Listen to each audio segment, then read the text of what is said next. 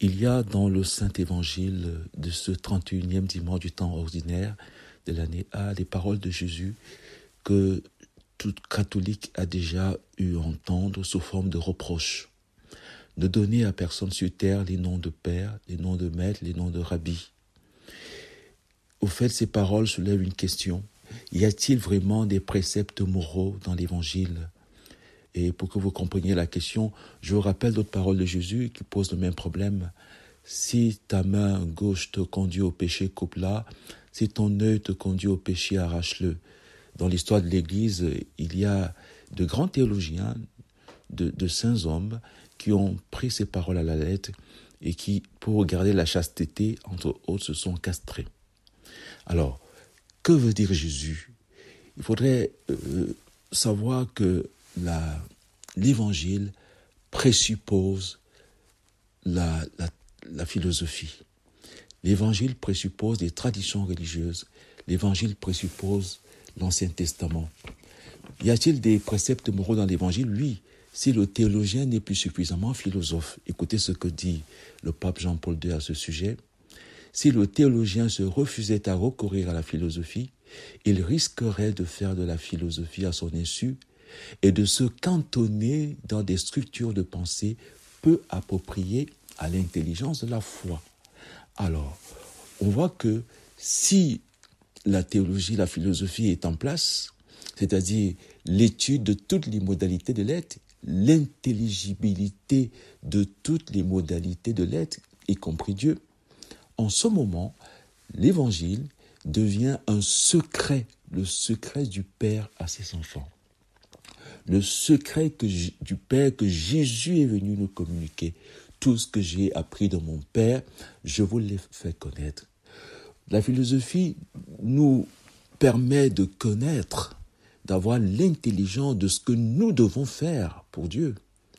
La philosophie nous donne l'intelligence de ce que nous devons faire pour les autres. C'est le résumé de l'Évangile de la semaine dernière. Tu aimeras le Seigneur ton Dieu de tout ton cœur, tu aimeras ton prochain comme toi-même. La Sophia et la Philia, qui sont le sommet de l'intelligence humaine, qui résument toute la philosophie, toutes les traditions religieuses. Ce qui permet donc d'accueillir la parole de Dieu, l'Évangile, comme un secret qui nous fait entrer dans la contemplation du mystère trinitaire. Jean le rappelle très bien au début de son évangile. Au commencement était le Verbe était auprès de Dieu et le Verbe était Dieu. Et le Verbe s'est fait chair. Nous avons contemplé sa gloire, la gloire qui tient de son Père comme Fils unique, plein de grâce et de vérité. Donc, que veut dire Jésus tout simplement dans cet évangile ? Chaque fois que Jésus nous parle, Jésus nous communique l'intelligence, Jésus nous communique la foi, Jésus nous communique le Saint-Esprit. En disant de donner à personne sur terre le nom de Père, il faudrait donc revenir sur l'intelligibilité du mot Père. Et pour cela, nous allons écouter ce que dit Thomas d'Aquin, notre Maître, notre Père, en matière de Lectio Divina. Thomas d'Aquin nous rappelle donc, c'est dans la Somme théologique, que le mot Père signifie tout simplement l'origine. Et il signifie l'origine de trois manières. La première manière d'être Père, c'est être à l'origine du changement du non-être à l'être. C'est ainsi qu'on peut dire de quelqu'un qu'il est le père de la médecine, il est le père de la philosophie, il est le père dans tel domaine parce qu'il a fait une découverte et dont il peut réclamer les droits d'auteur. Donc, être père d'une œuvre artistique. Et il y a la deuxième manière d'être père qu'on rencontre chez les vivants, dans le cas d'un vivant dont la vie qui transmet son patrimoine génétique à notre vivant. Et cette paternité n'est autre que le fait de donner naissance à une génération par voie de ressemblance au principe, une ressemblance de nature de même espèce. Alors on peut être le père, un homme peut être le père d'un enfant. Et il y a une troisième manière d'être père, parce que ces deux premières manières ne sont pas celles dont Jésus parle, en disant de donner à personne sur terre le nom de père. La paternité artistique, la paternité scientifique, la paternité biologique, le problème n'est pas à ce niveau-là. Il y a une deuxième paternité, une troisième forme de paternité, qui est celle dont Jésus parle, et là nous entrons en théologie. Une fois de plus, la parole de Dieu nous communique l'intelligence, qui nous permet de lire les choses de l'intérieur. La parole de Dieu nous communique la foi dont parle Saint Paul en disant « la foi vient de ce qu'on a entendu ». Et la parole de Dieu nous communique le Saint-Esprit. Les paroles que je vous ai dites sont esprit et elles sont vie. Et à propos de l'intelligence, le psaume également le dit quand nous lisons dans le psaume « Déchiffrer ta parole illumine et les simples comprennent. Je dépasse en intelligence les anciens car je fais mienne tes paroles. » Donc, la parole de Dieu va donc de cet évangile d'aujourd'hui, donner à personne sur terre le nom de Père, nous introduit donc dans une nouvelle dimension du nom du Père. Du point de vue de la foi, seul Dieu est Père. Du point de vue de la foi, seul Dieu a pour nom Père. Du point de vue de l'intelligence, être Père n'est pas un nom. Être Père s'assimile à une fonction, c'est une modalité de la personne humaine. Mais du point de vue théologique, le nom Père s'applique à la personne même de Dieu, à la nature même de Dieu. Le nom Père est même, on va dire, entre guillemets, la plus belle définition de Dieu. Pourquoi? Alors, écoutez ce que dit Thomas d'Aquin. Dans le cas d'un vivant dont la vie ne passe pas de la puissance à l'acte, Dieu est acte pur. Il n'y a pas de mélange en Dieu entre puissance et acte. La procession, autrement dit la paternité, vérifie ce qui est commun aux vivants, à savoir transmettre la nature.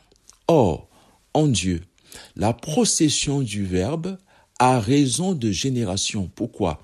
Parce que, en effet, le Verbe procède par mode d'activité intellectuelle.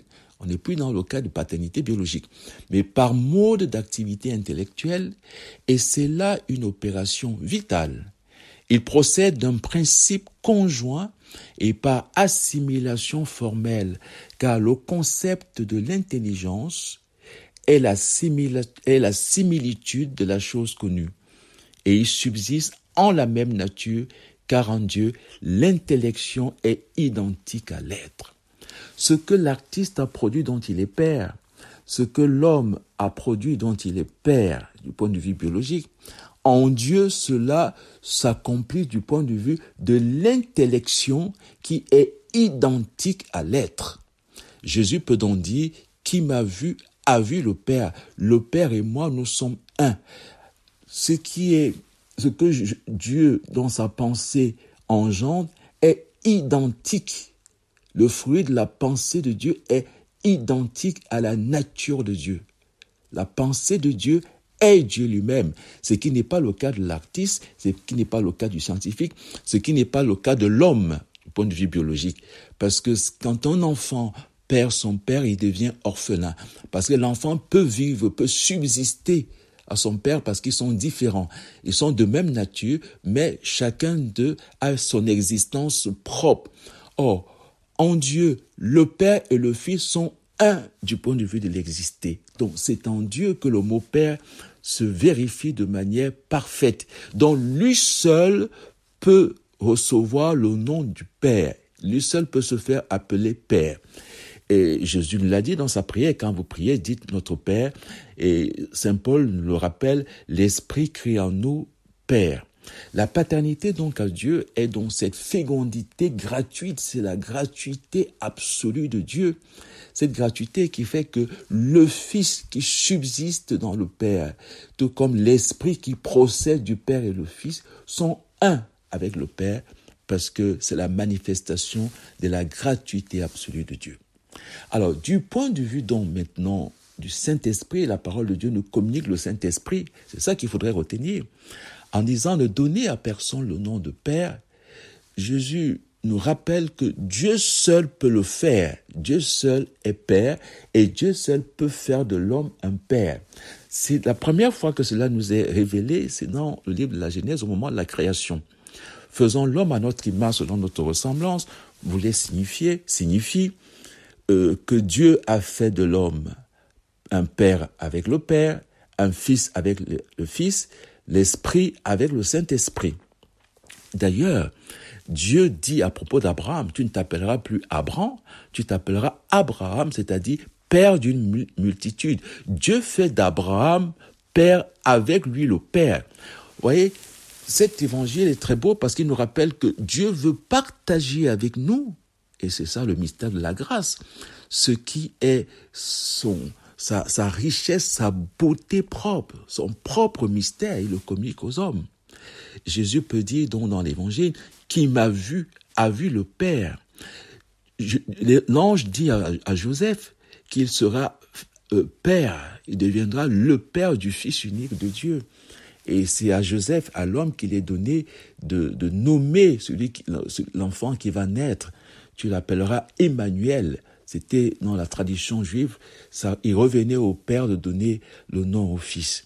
On peut également lire à Matthieu, dans Matthieu, et cela nous concerne tous, « Vous donc soyez parfaits comme votre Père céleste est parfait. » Alors, cet évangile nous rappelle donc la gratuité absolue de Dieu qui est cachée et qui nous est révélée à travers ces mots qui semblent être de prime abord des préceptes moraux, parce que les préceptes moraux, c'est l'opprobre de la philosophie, de l'intelligence éthique. C'est elle qui permet à l'homme d'accomplir des actes humains, des actes conformes à la nature humaine. Et quand nous lisons l'Évangile, c'est pour accomplir des actes conformes à la nature divine, à la très sainte Trinité. Nous entrons dans les processions trinitaires. Dieu seul, Jésus seul, pouvait nous faire entrer là-dedans. D'ailleurs, Saint Jean, dans le prologue, nous le rappelle d'une très belle manière. Dieu, personne ne l'a jamais vu. Le Fils qui est dans le sein du Père, lui nous l'a manifesté. Il veut que nous soyons pères avec le Père. C'est pour cela que Marie est justement mère de Dieu.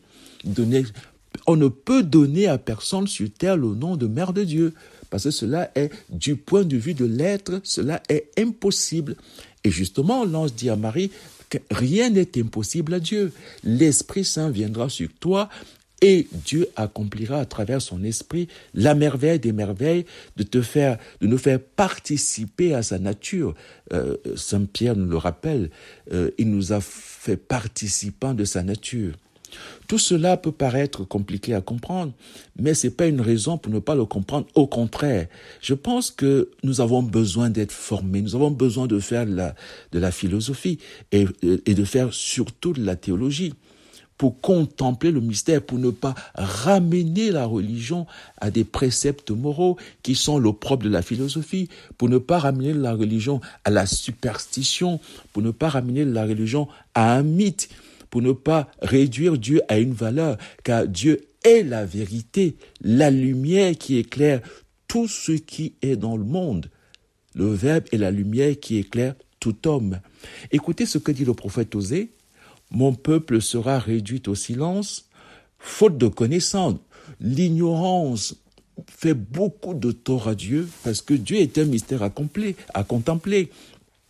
Il y en a qui trouvent que la théologie est compliquée, mais écoutez, regardez toutes les autres sciences, comment la nomenclature de ces sciences est parfois difficile à comprendre. Et pourtant, c'est pas une raison pour ne pas accomplir ces sciences-là. Faire de la mathématique, faire de la physique-chimie, faire des sciences biologiques, les sciences de toute nature, avec un langage propre, auquel on ne renonce pas sous prétexte que c'est difficile. Nous avons donc, il faut pas renoncer à la beauté de la théologie sous prétexte que les mots ou les explications sont difficiles. Nous avons le devoir de nous former. Et je poursuis la citation du prophète Osée au chapitre 4, verset 6. « Puisque tu as rejeté la connaissance, puisque tu as renoncé à la connaissance, je te rejetterai, je te repousserai, et tu ne seras plus mon prêtre. Tu as oublié l'instruction de ton Dieu, j'oublierai tes fils, moi aussi. Mon peuple périt faute de connaissance. » Nous avons à nous former pour contempler Dieu, pour laisser Dieu être Dieu dans nos vies, pour ne pas diminuer la vérité de la foi, la beauté de la foi, qui fait qu'il y en a qui deviennent athées, tout simplement parce que nous réduisons la parole de Dieu a des préceptes moraux, alors que la parole de Dieu, qui présuppose la morale, nous introduit dans la contemplation, dans l'intimité du mystère de Dieu. Amen.